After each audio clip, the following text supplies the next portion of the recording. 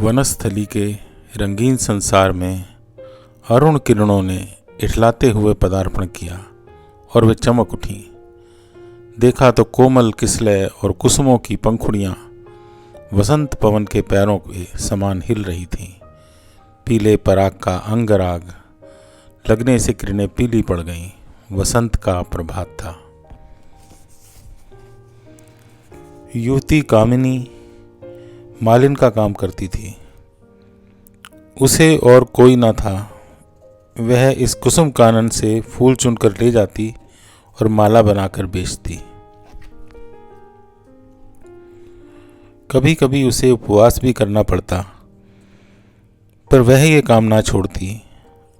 आज भी फूले हुए कचनार के नीचे बैठी हुई अर्ध विकसित कामिनी कुसुमों को बिना बेंधे हुए फंदे देकर माला बना रही थी। भंवरे आए, गुनगुना कर चले गए। वसंत के दूतों का संदेश उसने ना सुना। मलय पवन अंचल उड़ाकर रूखी लटों को बिखराकर हट गया। मालिन बेसुध थी। वह फंदा बनाती जाती थी और फूलों को फंसाती जाती थी। द्रुत गति से दौड़ते हुए अश्व के पद शब्द ने उसे त्रस्त कर दिया। वह अपनी फूलों की टोकरी उठाकर भयभीत होकर सिर झुकाए खड़ी हो गई। राजकुमार आज अचानक उधर वायु सेवन के लिए आए थे। उन्होंने दूर से ही देखा, समझ गए कि युवती त्रस्त है। बलवान अश्व वहीं रुक गया। राजकुमार ने पूछा, तुम कौन हो? कुरंगी कुमारी के समान बड़ी बड़ी आंखें उठाकर उसने कहा, मालिन। क्या तुम माला बनाकर बेचती हो? हाँ। यहाँ का रक्षक तुम्हें रोकता नहीं है? नहीं, यहाँ कोई रक्षक नहीं है। आज तुमने कौन सी माला बनाई है? यही कामिनी की माला बना रही हूँ। तुम्हारा नाम क्या है? कामिनी। वाह, अच्छा, तुम इस माला को पूरी करो, मैं लौटकर उसे लूँगा। डरने पर भी मालिक ढीठ था। उसने कहा, धूप निकल आने पर कामिनी का सौरभ कम हो जाएगा, मैं शीघ्र आऊँगा, कहकर राजकुमार चले गए। मालिन ने माला बना डाली। किरणें प्रतीक्षा में लाल पीली होकर धवल हो चली। राजकुमार लौटकर नहीं आए। तब उसी ओर चली जिधर राजकुमार गए थे। युवती बहुत दूर न गई होगी कि राजकुमार लौटकर दूसरे मार्ग पर उसी स्थान पर आए। मालिन को देखकर पुकारने लगे, मालिन, ओ मालिन। दूरागत कोकिल की पुकार सा वह स्वर उसके कान में पड़ा। वह लौट आई। हाथों में कामिनी की माला लिए वह वन लक्ष्मी के समान लौटी।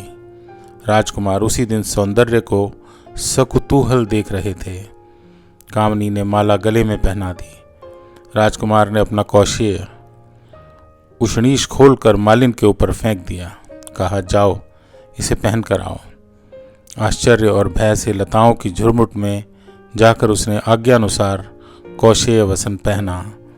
बाहर आई तो उज्ज्वल किरणें उसके अंग अंग पर हंसते हंसते लौटपोट हो रही थी। राजकुमार मुस्कुराए और कहा, आज से तुम इस कुसुम कानन की वन पालिका हुई, स्मरण रखना। राजकुमार चले गए। मालिन किंकिर्तव्य विमूढ़ होकर मधुक वृक्ष के नीचे बैठ गई। वसंत बीत गया। गर्मी जलाकर चली गई। कानन में हरियाली फैल रही थी। श्यामल घटाएं आकाश में और शस्य शोभा धारणी एक सघन सौंदर्य का सृजन कर रही थी। वनपालिका के चारों ओर मयूर घेर कर नाचते थे। संध्या में एक सुंदर उत्सव हो रहा था। रजनी आई। वनपालिका के कुटीर को तब ने घेर लिया। मूसलाधार वृष्टि होने लगी। युवती प्रकृति का मद विहल लास्य था। वनपालिका पर्ण कुटीर के वातायन से चकित होकर देख रही थी। सहसा बाहर कंपित कंठ से शब्द हुआ, आश्रय चाहिए। वनपालिका ने कहा, तुम कौन हो? एक अपराधी। तब यहाँ स्थान नहीं है। विचार कर उत्तर दो, कहीं आश्रय ना देकर तुम अपराध न कर बैठो। वनपालिका विचारने लगी। बाहर से फिर सुनाई पड़ा, विलंब होने से प्राणों की आशंका है। वनपालिका निसंकोच उठी और उसने द्वार खोल दिया। आगंतुक ने भीतर प्रवेश किया। वह एक बलिष्ठ युवक था। साहस उसकी मुखाकृति थी। वनपालिका ने पूछा, तुमने कौन सा अपराध किया है? बड़ा भारी अपराध है, प्रभात होने पर सुनाऊंगा। इस रात्रि में केवल आश्रय दो, कहकर आगंतुक अपना आर्द्र वस्त्र निचोड़ने लगा। उसका स्वर विकृत और वदन नीरस था। अंधकार में उसे और भी अस्पष्ट बना दिया था। युवती वनपालिका व्याकुल होकर प्रभात की प्रतीक्षा करने लगी। सहसा युवक ने उसका हाथ पकड़ लिया। वह त्रस्त हो गई, बोली, अपराधी, यह क्या? अपराधी हूं सुंदरी। अब की बार उसका स्वर परिवर्तित था। पागल प्रकृति पर्णकुटी को घेर कर अपनी हंसी में फूटती पड़ती थी। वह करस्पर्श उन्मादकारी था। कामनी की धमनियों में बाहर के बरसाती नालों के समान रक्त दौड़ रहा था। युवक के स्वर में परिचय था, परंतु युवती की वासना के कौतूहल में भय का बहाना खोज लिया। बाहर कारकापात के साथ बिजली कड़की। वनपालिका ने दूसरा हाथ युवक के कंठ में डाल दिया। अंधकार हंसने लगा। बहुत दिन बीत गए, कितने ही बरस आए और चले गए। वह कुसुम कानन जिसमें मोर, शुक और पिक फूलों से लदी झाड़ियों में विहार करते थे, अब एक जंगल हो गया। अब राजकुमार वहां नहीं आते थे, अब वे स्वयं राजा थे। सुकुमार पौधे सूख गए। विशालकाय वृक्षों ने अपनी शाखाओं से जकड़ लिया। उस गहन वन में एक कोने में पर्णकुटी थी। उसमें एक स्त्री और उसका पुत्र दोनों रहते थे। दोनों बहेलियों का व्यवसाय करते। उसी से उनका जीवन निर्वाह होता। पक्षियों को फंसाकर नागरिकों के हाथ वह बालक बेच देता। कभी कभी मृग शावक भी पकड़ कर ले आता। एक दिन वनपालिका का पुत्र एक सुंदर कुरंग पकड़कर नगर की ओर बेचने के लिए ले गया। उसकी पीठ पर बड़ी अच्छी बूटियां थी। वह दर्शनीय था। राजा का पुत्र अपने टट्टू पर चढ़कर घूमने निकला था। उसके रक्षक साथ थे। राजपुत्र मचल गया। किशोर मूल्य मांगने लगा। रक्षकों ने कुछ देकर उसे छीन लेना चाहा। किशोर ने कुरंग का फंदा ढीला कर दिया। वह छलांग भरता हुआ निकल गया। राजपुत्र अत्यंत हठी था। वह रोने लगा। रक्षकों ने किशोर को पकड़ लिया। वे उसे राज मंदिर की ओर ले चले। वातायन से रानी ने देखा, उसका लाल रोता हुआ लौट रहा है। एक आंधी सी आ गई। रानी ने समाचार सुनकर उस बेहलिए के लड़के को बेंतों से पीटे जाने की आज्ञा दी। किशोर ने बिना रोए चिल्लाए और आंसू बहाए बेंतों की चोट सहन की। उसका सारा अंग क्षत विक्षत था। पीड़ा से चल नहीं सकता था। मृगया से लौटते हुए राजा ने देखा। एक बार तो दया आई, परंतु उसका कोई उपयोग न हुआ। रानी की आज्ञा थी। वनपालिका ने राजा के निकल जाने पर किशोर को गोद में बिठा लिया। अपने आंसुओं से घाव धोती हुई उसने कहा, आह, वे कितने निर्दयी हैं। फिर कई वर्ष बीत गए।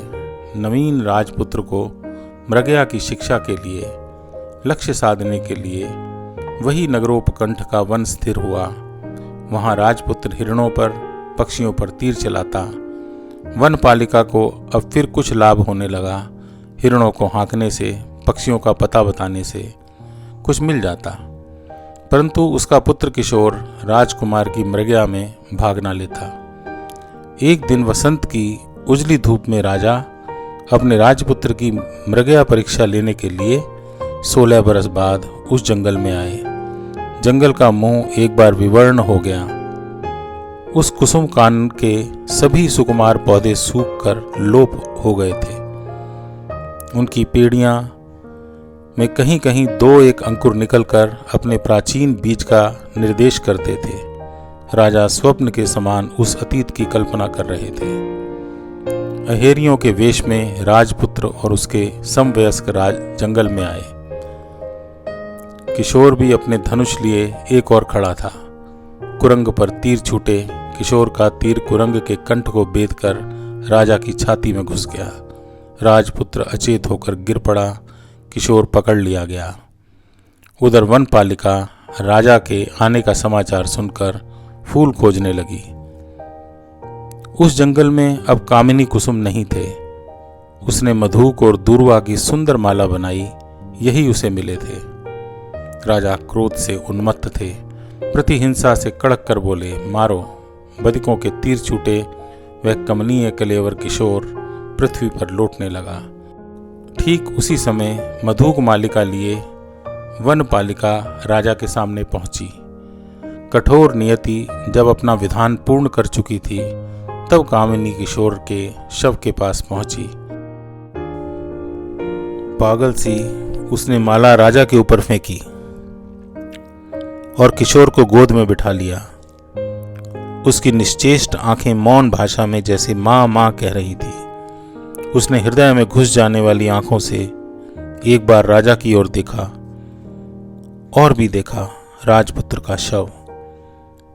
राजा एक बार आकाश और पृथ्वी के बीच में हो गए, जैसे वे कहां से कहां चले आए।